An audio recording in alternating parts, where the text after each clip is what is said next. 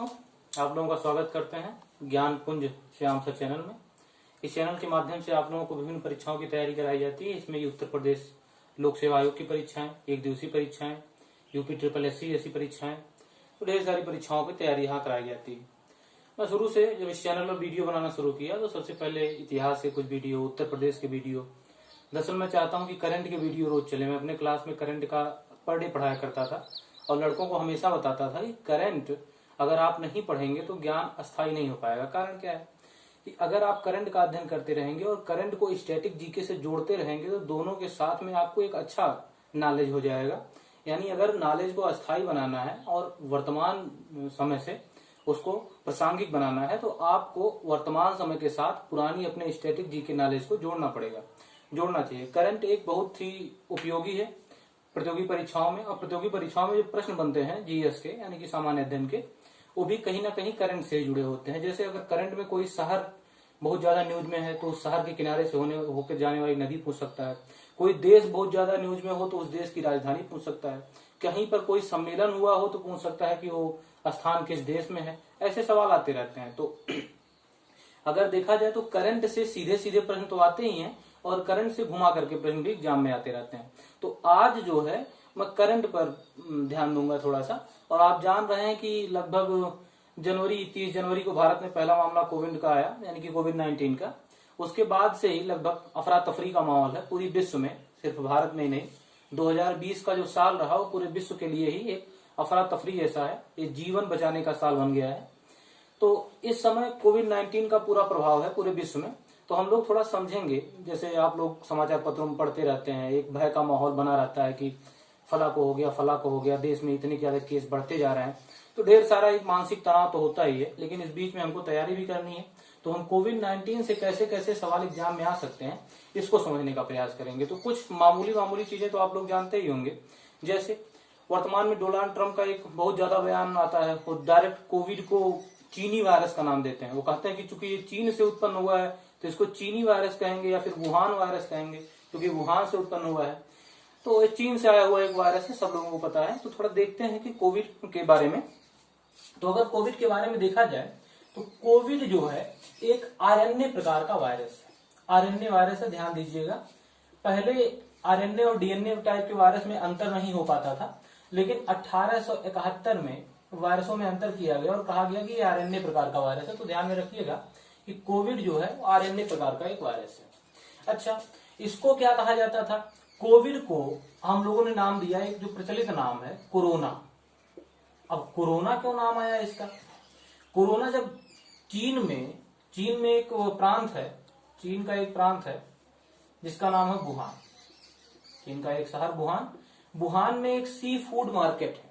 Sea food market यानी कि समुद्र से जो उत्पाद निकलते हैं, सी फूड मार्केट, उनको यहाँ पर भेजा जाता है। और यहाँ पर कुछ पशुओं की भी तस्करी करके बेची जाती है। दरअसल चाइना में एक इस प्रकार की उनकी संस्कृति है कि अगर जानवरों को खाया जाएगा तो उनका पुरुषत्व बढ़ा रहेगा या उनको शारीरिक लाभ होगा, शारीरिक स्वास्थ्य का लाभ होगा। तो वहां पर जो है जानवरों को बहुत ज्यादा खाया जाता है, इसके मार्केट लगते हैं। तो यहाँ के मार्केटों में माना जाता है कि यहीं से धीरे से बीमारी यानी कि कोरोना फैला। और कोरोना का पहला मामला जो चीन में पहला मामला आया, वो आया 1 दिसंबर सन 2019। यानी कि कोरोना का पहला मामला 2019 में आ रहा है, 1 दिसंबर को आ रहा है। अगला देखें, जब इस पर शोध किया गया तो पता चला कि ये कोरोना फैमिली का है। क्योंकि नया था तो इसको नोवेल कोरोना नाम दे दिए, नोवेल कोरोना वायरस। तो शुरुआत में सोचा गया कि यह कोई बहुत भयंकर वायरस नहीं होगा। तो कुछ लोग तो ये भी कहते हैं कि चाइना ने तथ्य को छुपाया, चाइना ने अपने देश की छवि खराब ना हो पाए। दरअसल आप जानेंगे कि 20 वर्षों में चाइना से 5 वायरस निकले, इसमें सॉर्स भी था कुछ दिनों पहले। ढेर सारी बीमारियां जो चीन से निकली। तो चीन अपनी छवि को बचाए रखने के लिए इसके बारे में ज्यादा नॉलेज पूरी दुनिया को नहीं दिया। WHO भी थोड़ा सा उसके प्रभाव में कहा जाता है। डोनाल्ड ट्रंप तो बार बार कह रहे हैं कि WHO भी चीन के प्रभाव में रहा और उसने भी दुनिया को सतर्क नहीं किया। तो नोवेल कोरोना वायरस एक प्रभाव में आ रहा है, दिखाई दे रहा है, एक नई बीमारी दिखाई दे रही है।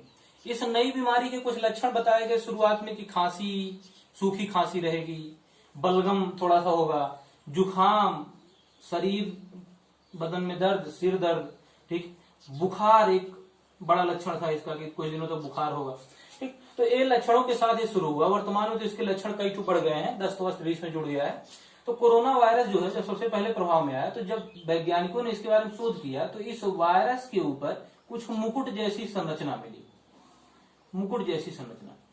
और कोरोना जो है एक लैटिन भाषा का शब्द है, इसको लीदनी भाषा कह सकते हैं। तो लैटिन भाषा का एक शब्द है, लैटिन भाषा का शब्द है जिसका अर्थ होता है मुकुट, मुकुट, ठीक। तो चूंकि इस वायरस के भी, वायरस को देखा गया सूक्ष्मदर्शी से, तो वायरस के ऊपर भी मुकुट जैसी संरचना बनी थी, इसलिए इसको कोरोना वायरस नाम दे दिया गया। तो ये कोरोना वायरस था, चीन के वुहान से निकल रहा है। वुहान से कब आया न्यूज में? 1 दिसंबर 2019 को। तो ये हो गया चीन से पहला मामला कब आया। अब हम थोड़ा सा भारत के विषय में बात करते हैं। बात दे दिया जो है कोविड-19, कोविड-19 इसको नाम दे दिया। कोविड का क्या मतलब है? CO का मतलब हो गया कोरोना, YI का मतलब हो गया वायरस, और D का मतलब हो गया डिजीज, यानी कोरोना वायरस डिजीज। अब 19 इसमें क्यों जुड़ा हुआ है? क्योंकि 2019 में यह सबसे पहले मामला आया है न्यूज में, इसलिए यानी सबसे पहला मामला इसका 2019 में आया, इसलिए इसका नाम रख दिया गया कोरोना वायरस डिजीज 2019। तो यह तो एक छोटी सी बात हुई कोविड-19 नाम रखने के पीछे। अच्छा, अगर वर्तमान में देखें WHO कोविड-19 को वैज्ञानिक नाम क्या देता है? तो कोविड-19 का वैज्ञानिक नाम इस समय है सार्स, CoV-2। ध्यान दीजिएगा, इसका नाम आपको याद रहे, क्योंकि एग्जाम में यही पूछ लेगा आपसे कि कोविड-19 का असली नाम क्या है, यानी वैज्ञानिक नाम क्या है। तो सार्स फैमिली का है, कोविड-2 नाम दिया गया है इसको, तो सार्स कोविड-2 इसका नाम है। अब देखते हैं कि भारत में कैसे कैसे प्रसार हो रहा है, और भारत में इसको रोकने के लिए कहां पर इसका मामला आया, कहां पर कैसे कैसे जो है स्टेप उठाए गए भारत में, कैसे कैसे जो है इसके पीछे मिशन चलाए गए हैं, तो उसके बारे में समझने का प्रयास करेंगे। कोरोना वायरस चाइना से फैला, और चाइना से फैलने के बाद जब ये पूरे विश्व में कहीं कहीं इसके मामले दिखने लगे, तो बाद में जाकर के WHO ने, WHO यानी कि world health organisation, world health organisation की स्थापना हो रही 7 अप्रैल 1945 में। और यह वर्ल्ड हेल्थ ऑर्गेनाइजेशन का मुख्यालय आपको कहां पर मिलेगा? जिनेवा में। तो यह वर्ल्ड हेल्थ ऑर्गेनाइजेशन हो गया, विश्व स्वास्थ्य संगठन हो गया। वर्तमान में जो इसके अध्यक्ष हैं वो टेड्रोस घेब्रेयेसस हैं।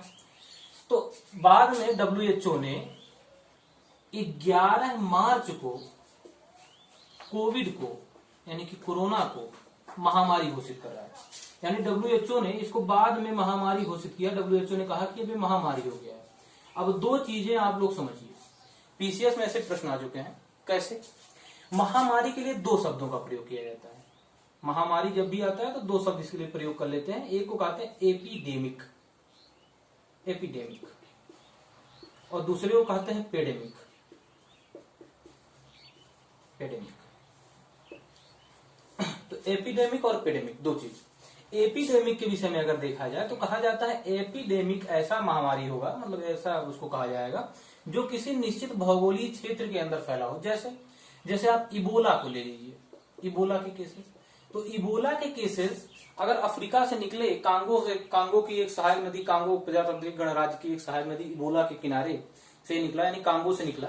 तो इबोला के ज्यादातर जो केसेस थे वो दुनिया में वो कांगो के आसपास वाले ही देशों में, यानी अफ्रीका में ही रह गए। उसके कुछ ही केस इधर उधर गए, बाकी ज्यादातर केस वहीं रह गए। तो इसको एपिडेमिक का नाम दिया गया, एक भौगोलिक सीमा के अंदर। अब पेडेमिक क्या है?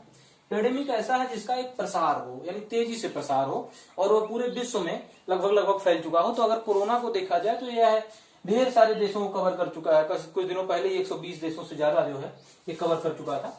तो ये पेडेमिक कहलाएगा। तो ठीक, तो पेडेमिक जो होगा वो बड़े क्षेत्र में फैला हुआ होगा और पूरे विश्व में लगभग फैला हुआ होगा, और इसका जो होगा एक भौगोलिक सीमा होगा। तो एपिडेमिक और पेडेमिक। अब बात करते हैं महामारी की। हमें महामारी कैसे कहा जाएगा? महामारी ये संक्रमण का, अगर कोई बीमारी ऐसी है जो संक्रमण से फैलती जा रही है, यानी एक दूसरे से छुआछूत से फैलती जा रही है, तो इसको जो है महामारी का दर्जा दिया जाता है। और ये WHO का काम होता है, WHO उसको महामारी घोषित करती है। तो ध्यान रखिएगा, कोविड को WHO ने महामारी कब घोषित किया है? 11 मार्च को, 11 मार्च 2020, 11 मार्च 2020 को। अच्छा, एक चीज यहाँ पर और जो है क्वेश्चन बन रहा है, उसमें थोड़ा कंफ्यूजन भी है, अभी तक समझ में भी नहीं आ रहा है। जो कोरोना है ये किस जानवर से, कोविड-19 जो है वो किस जानवर से मनुष्यों में प्रवेश किया, यानी किस जानवर से होकर के मनुष्यों में आया। तो कुछ लोगों ने पहले शुरुआत में कहा कि चमगादड़ से आया, चमगादड़ से जो है मनुष्यों में फैला। फिर कुछ न्यूजें आई कि सांप खाने से, कुछ सांप खा लिए। बाद में जब वैज्ञानिकों ने शोध किया तो एक जानवर है, समुद्री जीव है, जिसका नाम है पेंगोलिन। पेंगोलिन, तो पेंगोलिन से देखा गया कि ये 99% मैच कर रहा था। तो ज्यादा सही तो मेरे हिसाब से पेंगोलिन ही होना चाहिए, पेंगोलिन ज्यादा मानेंगे, क्योंकि 99% इसका और इसका कोविड का डीएनए जो है मैच कर रहा है आपस में। तो पेंगोलिन से मनुष्य में आया, तो ये हो गया। और महामारी इसको WHO का घोषित कर रहा है 11 मार्च को। और ये महामारी क्या है, पेडेमिक और एपिडेमिक, ये आप समझ लीजिएगा, ठीक।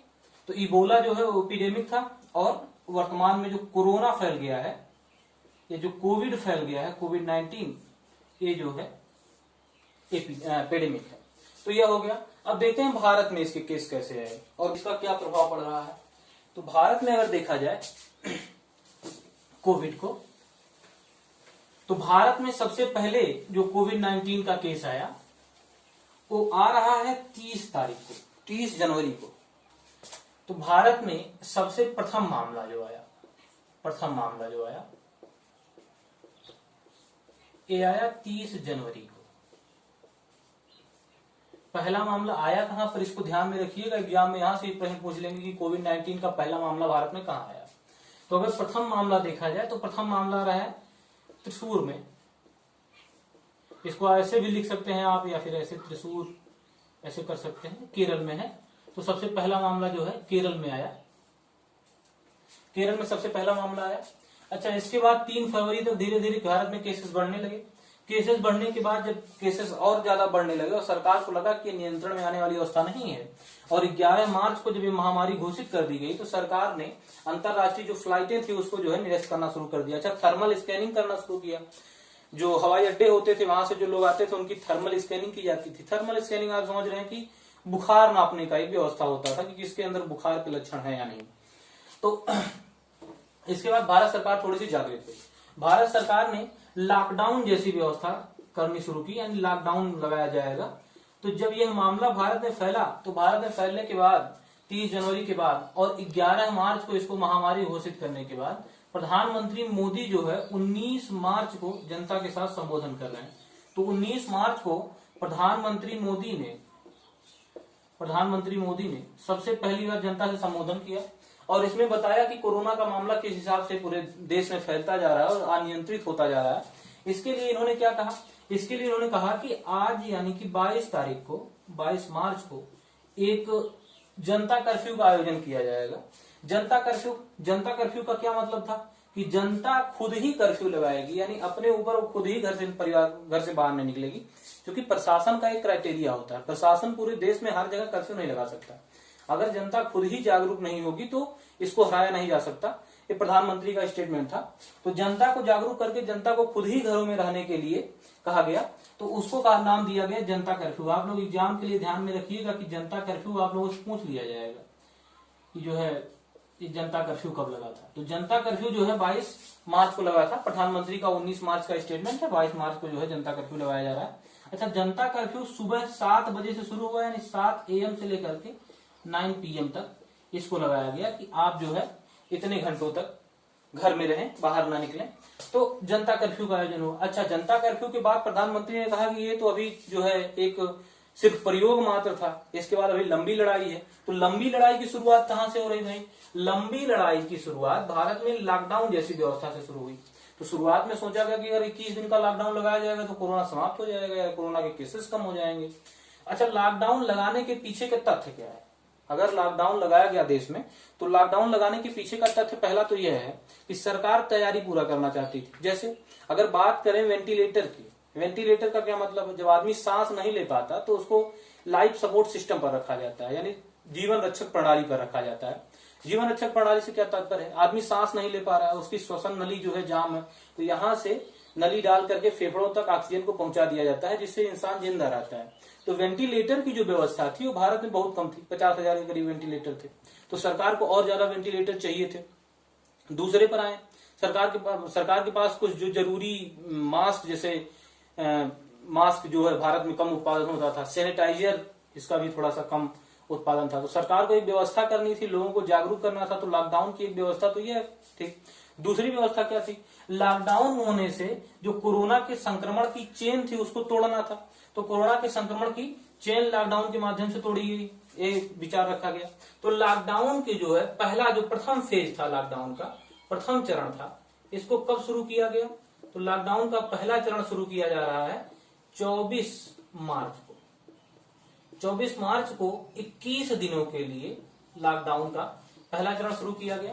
तो 24 मार्च से लेकर के ये शुरू हुआ, कब तक चलेगा, 14 अप्रैल तक। और 14 अप्रैल के बाद इसको फिर से बढ़ा करके 3 मई तक कर दिया गया, यानी ये दूसरा चरण है। 14 अप्रैल से लेकर के 3 मई ये दूसरा चरण है, दूसरा चरण। और इसके बाद इसका तीसरा चरण शुरू हुआ 3 मई से लेकर के, जिसमें कुछ रियायतें दी गई और देश को कुल 3 जोनों में बांट दिया गया, ग्रीन, ऑरेंज और रेड, 3 जोनों में। यानी जहां पर केसेस नहीं होंगे उनको ग्रीन जोन बोलेंगे, जहां पर केसेस सबसे ज्यादा होंगे वहां उसको रेड जोन बोलेंगे, और जो बीच का है उसको ऑरेंज जोन का नाम दिया गया। तो 3 चरण में जो है इसको बांट दिया गया, एक तीसरा चरण था। अब देखें 17 मई के बाद क्या होता है, सरकार ने सुझाव मांगे हैं और हो सकता है इसको जो है बढ़ाया जाए, अभी चौथा चरण लाया जाए कुछ रियायतों के साथ, ताकि आर्थिक गतिविधियां भी चलती रहें और जो है कोरोना के चेन को भी तोड़ा जा सके, यानी लोगों को बचाया भी जा सके। एक बात और ध्यान दीजिए कि अभी मोदी जी जो है कल ही वो आए टीवी पर और 8 बजे रात को उन्होंने संबोधन दिया जनता को, और उन्होंने क्या कहा, उन्होंने इसमें कहा कि देश को 20 लाख करोड़ का आर्थिक पैकेज देने जा रहे हैं। ध्यान रखिएगा, 20 लाख करोड़ का आर्थिक पैकेज देंगे, जिसके माध्यम से देश में इकोनॉमिक गतिविधियों को शुरू किया जाएगा। अब देखिए आगे कैसे कैसे क्या क्या होता है, जब आगे होगा तो फिर पता भी चलेगा और मैं वीडियो भी बनाऊंगा। अच्छा, अगला देखें, इसी बीच में कुछ और चीजें हुई, जैसे पहले वाले चरण में ही प्रधानमंत्री जनता के सम्मुख आ रहे हैं और जनता से कह रहे हैं कि वो 5 अप्रैल को जो कोरोना वॉरियर हैं, यानी कि डॉक्टर्स हैं, पुलिस वाले हैं, उनके सम्मान में देश की जनता क्या करे, देश की जनता रात में 9 बजे 9 मिनट के लिए लाइट्स ऑफ कर दे, यानी रोशनी बंद कर दे, और इसके बदले में जलाए क्या, दीपक जला दे, फ्लैश लाइट जला दे, मोमबत्ती जला दे। तो एक घटना का वो इसे, यानी दीप प्रज्वलन की घटना का वो रही 5 अप्रैल को। ये 2 डेट्स आप ध्यान में रखिएगा, जनता कर्फ्यू वाला आपको ध्यान में रहे, और एक जनता कर्फ्यू के दिन वो थाली पीटने वाली सिस्टम, और यहाँ पर दीप प्रज्वलन वाला सिस्टम, इन दोनों आपको याद रखिएगा। तो यह 3 चरण का लॉकडाउन हो गया और यह व्यवस्था हो गई। अब बात करते हैं कि भारत में यह कैसे फैल रहा है, सरकार रोकने के लिए और क्या क्या कर रही है। तो ये तो एक व्यवस्था थी, बाकी और क्या क्या हो रहा है। तो और अगर देखा जाए तो भारत में जैसे ही यह मामला आ रहा है तो राज्य जो है, राज्य भी इसमें आगे आ रहे हैं।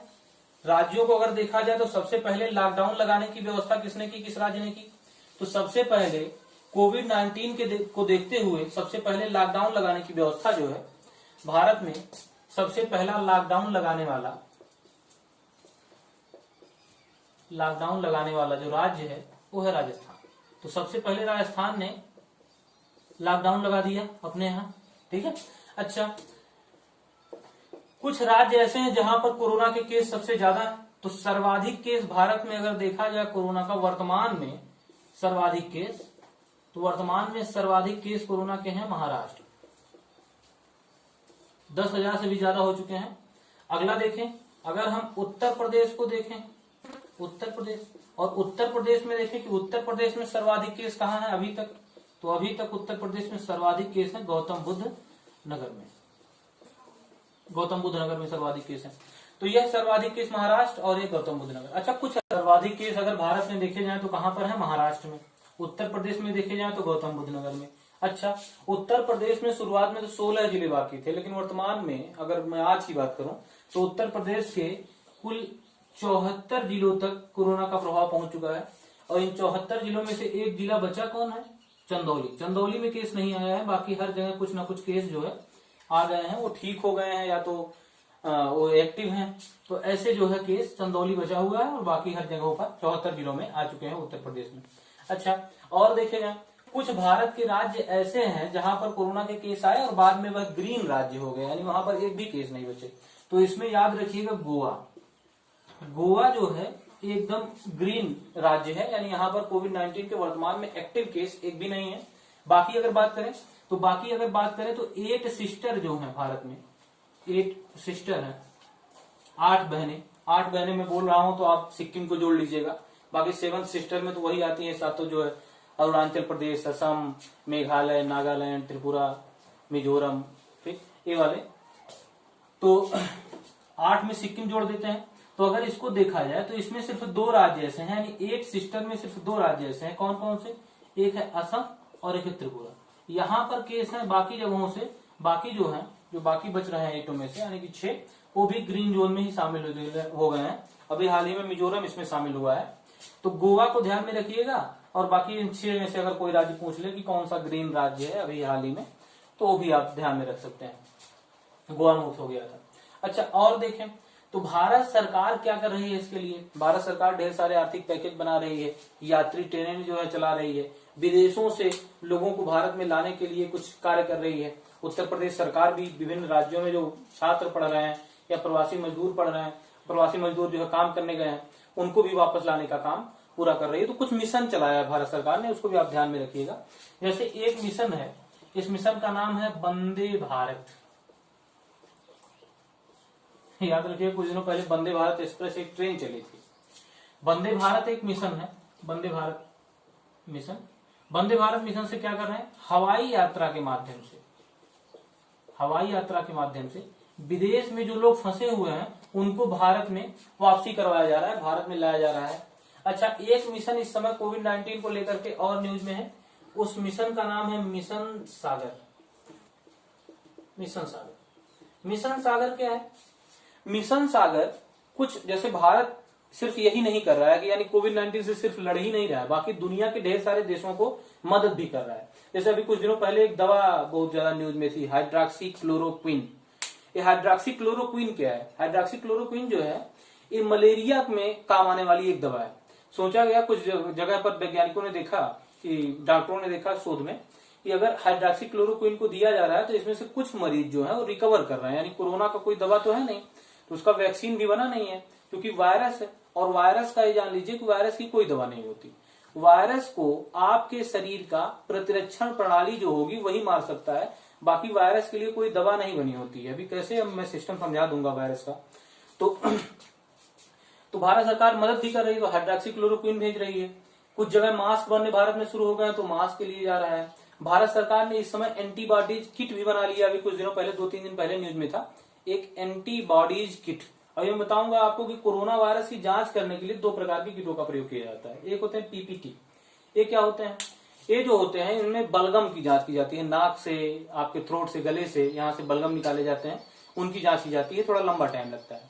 एक और प्रोसेस होता है जिसको एंटीबॉडीज किट कहते हैं। एंटीबॉडीज किट क्या है? जैसे अगर किसी वायरस का आपके शरीर पर हमला होगा तो आपके शरीर का जो प्रतिरक्षण प्रणाली होगा वो जो है उससे लड़ने के बारे में अपने शरीर में WBC को जो है बढ़ाना शुरू कर देगा, और WBC बढ़ जाएगा तो एंटीबॉडीज बन जाएगा और उस वायरस को मार देगा। अब जिसके शरीर का इम्यून सिस्टम मजबूत होता है वो आदमी बच जाएगा, और जिसके शरीर का इम्यून सिस्टम कमजोर है वो जो है इसमें मृत्यु उसको हो सकती है, उसकी मृत्यु हो सकती है। जैसे आपको बात करें अगर स्मॉल पॉक्स की, छोटी माता जिसको बोलते हैं, छोटी माता एक समय महामारी थी और इससे लगभग पूरी दुनिया में 5 करोड़ लोग मर गए थे। आज छोटी सी बीमारी हो गई, किसी को हो जाता है तो आदमी आराम से रिकवर कर लेता है, क्योंकि शरीर जो है उसको पहचान गया है कि ये वायरस कैसा है। पोलियो को देख लें, पोलियो से बचने के लिए पोलियो की वैक्सीन लगाई जाती है। इसमें किया क्या जाता है कि पोलियो के ही वायरस को लेंगे, मतलब जिस बीमारी का वैक्सीन बनाना होगा उसी के वायरस को लेंगे और उसको कमजोर करके इंसान के शरीर में इंजेक्ट कर दिया जाएगा। अब इंसान का जो प्रतिरक्षा प्रणाली होगा, इम्यून सिस्टम होगा, उसको पहचान जाएगा वायरस को और उसको मार देगा। बाद में जब ये वायरस बड़ी संख्या में हमला करेंगे तो इंसान का जो इम्यून सिस्टम होगा यानी प्रतिरक्षण प्रणाली होगी वो उसको पहचान चुका होगा और पहचानने के बाद उससे अच्छे से फाइट कर पाएगा। तो यह पूरा सिस्टम होता है वायरस का। तो वायरस में इम्यून सिस्टम मजबूत करने का एक पद्धति है, इससे आप बच सकते हैं, या फिर वैक्सीन, यानी आपके शरीर को पहले से ही बता दिया जाए कि वायरस कैसा आपके ऊपर हमला करेगा, उसको आप समझ लें, आपका शरीर समझ ले। तो भारत सरकार मदद कर रही है मास्क में, सैनिटाइजर में या हाइड्रोक्सीक्लोरोक्विन को देने में। तो भारत सरकार का यह सॉफ्ट पावर है। सॉफ्ट पावर, अभी कुछ दिनों पहले अमेरिका को हाइड्रोक्सीक्लोरोक्विन जो भारत ने भेजा, तो डोनाल्ड ट्रंप ने कहा कि जो है भारत ने हमारे साथ अच्छा किया है और अमेरिका इसको भूलेगा नहीं, इसको याद रखेगा। तो ऐसे सिस्टम जो है बयान चल रहे हैं इस समय। तो ये सॉफ्ट पावर है, एक बढ़ती हुई भारत की छवि भी है, इसको कह सकते हैं। तो भारत सरकार इसमें क्या कर रही है, कुछ देशों को मदद करने के लिए मिशन सागर लॉन्च किया। अब ध्यान में रखिएगा कि मिशन सागर जो है ये किन किन देशों को मदद करने के लिहाज से शुरू किया गया है। तो यह जो है हिंद महासागर के कुल छोटे छोटे 5 देश हैं, इनको मदद करने के उद्देश्य से शुरू किया गया है। हिंद महासागर में है, हिंद महासागर में। तो हिंद महासागर के कुछ देश हैं, जैसे छोटा सा देश है एक सेशल्स, ये अफ्रीका में आता है, अफ्रीकी महाद्वीप में आएगा। सेशल्स हो गया, कोमोरोस हो गया, कोमोरोस हो गया, और मॉरिशस हो गया, मॉरिशस हो गया। एशिया का सबसे छोटा देश मालदीव हो गया, और एक देश और है मेडागास्कर, अफ्रीका का देश है मेडागास्कर, ये हो गया। तो मेडागास्कर हो गया, सेशल्स हो गया, कोमोरोस हो गया, मॉरिशस हो गया। अब देखें यहां पर जो मेडागास्कर है, यहां पर कुछ दिनों पहले एक तूफान आया था, तूफान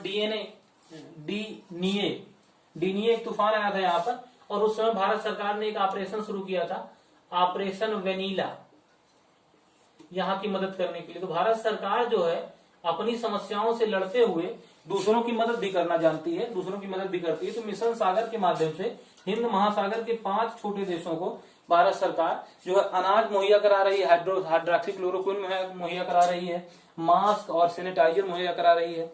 अच्छा, इसके साथ ही पूरी दुनिया जो है जब इस वायरस से लड़ रही है, इस महामारी से लड़ रही है, तो इसमें जो है विश्व बैंक ने दुनिया के लिए, दुनिया के देशों को कुछ जो है पैकेज देने की घोषणा की कि कुछ धन दिया जाए और उस धन के माध्यम से दुनिया जो है व्यवस्था करे और कोविड-19 से लड़े। तो विश्व बैंक ने पूरे विश्व में सब देशों को मिलाकर के कुल 12 विकासशील देशों को कुल 12 अरब डॉलर जो है देने की घोषणा की, 12 बिलियन डॉलर, और उसमें से 1 बिलियन डॉलर विश्व बैंक ने भारत को दिया। कोविड-19 से लड़ने के लिए भारत को विश्व बैंक ने कितना बिलियन डॉलर दिया है? 1 बिलियन डॉलर। इसको ध्यान में रखिएगा। विश्व बैंक मुख्यालय आपको मिलेगा वाशिंगटन डीसी, अमेरिका।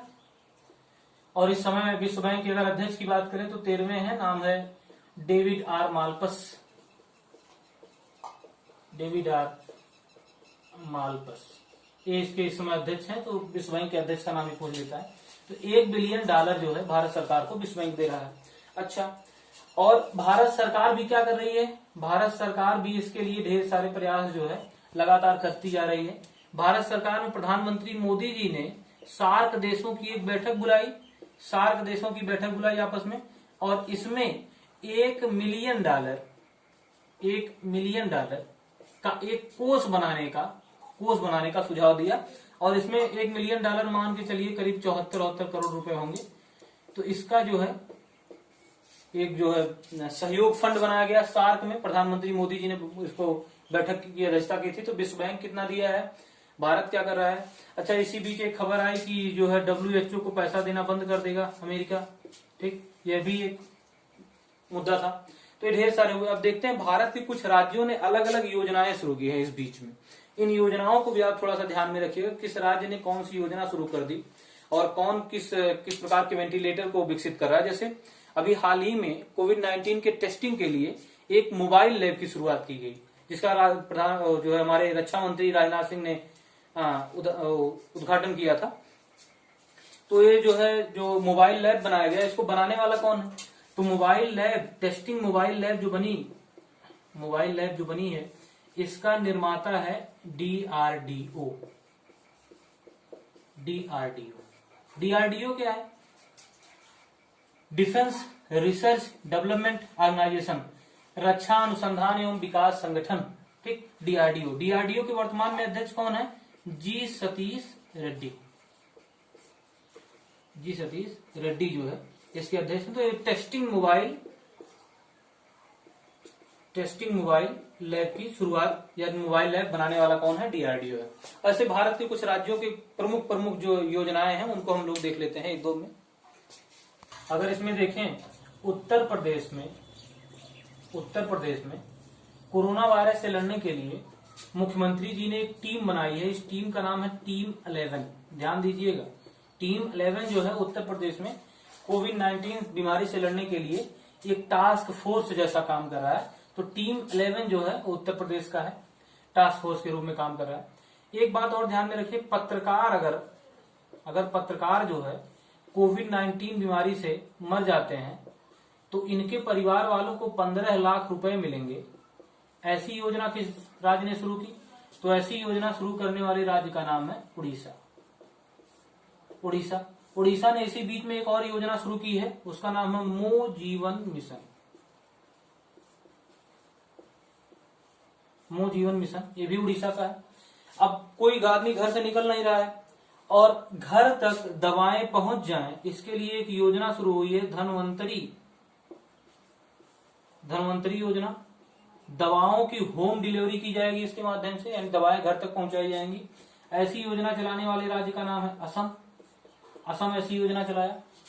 जीवन शक्ति योजना, जो लोग घर पे हैं, अपने जीवन को बचाकर रखे हुए हैं, उनके आर्थिक समृद्धि के लिए या उनके जीवन जो जीविकापार्जन के लिए, आजीविका के लिए जीवन शक्ति योजना नाम के एक मिशन चलाया गया। अभी हाल ही में न्यूज में था, मध्य प्रदेश में चलाया है।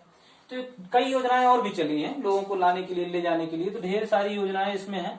तो आप जो है कुछ इम्पोर्टेंट को ध्यान में रखिएगा और यह सब ढेर सारी जो है योजनाओं को आप ध्यान में रखिएगा। तो कोविड-19 में जो इम्पोर्टेंट बातें थी उनको मैंने कवर कर लिया है और बाकी कुछ चीजें और भी हैं इसमें। अभी ये चूंकि बढ़ता जाएगा लगातार, अभी देखिए कब तक समाप्त होता है, क्या क्या नई नई चीजें इसमें जो है जुड़ती जाती हैं। अच्छा, अगर पूरी दुनिया के स्तर पे देखा जाए तो ये भी अभी ध्यान में रखिएगा कि यूएसए में सबसे ज्यादा केसेस हैं और पहले जो है इटली हुआ करता था, स्पेन, फिर ये बढ़ के यूएसए आ गया। सबसे ज्यादा मौतें भी यूएसए में हुई हैं। जांच लगातार होते जा रहे हैं। अच्छा, एक चीज मैं अभी बता रहा था आप लोगों को कि जो कोविड-19 है इसमें दो प्रकार के टेस्ट हो रहे हैं। एक बलगम वाली जांच हो रही है, एक एंटीबॉडीज टेस्ट हो रहा है। तो एंटीबॉडीज जो टेस्ट करने वाला दुनिया का पहला देश है उसका नाम है भारत। यानी कि कोविड-19 का एंटीबॉडीज टेस्ट करने वाला भारत दुनिया का पहला देश है, भारत यानी कि इंडिया। और यह किट बना भी लिया है और किट को बेच भी रहा है। अभी हाल ही में एक एंटीबॉडीज किट आया है जिसका नाम था कोविड यानी कि कोरोना कवच, कोविड कवच और कोविड कवच के साथ एलिसा। तो ध्यान में रखिएगा क्या है कोविड कवच एलिसा या फिर कवच एलिसा किस बीमारी की जांच के लिए होता है, किस प्रकार का टेस्ट है। तो एंटीबॉडीज टेस्ट है, भारत ने शुरू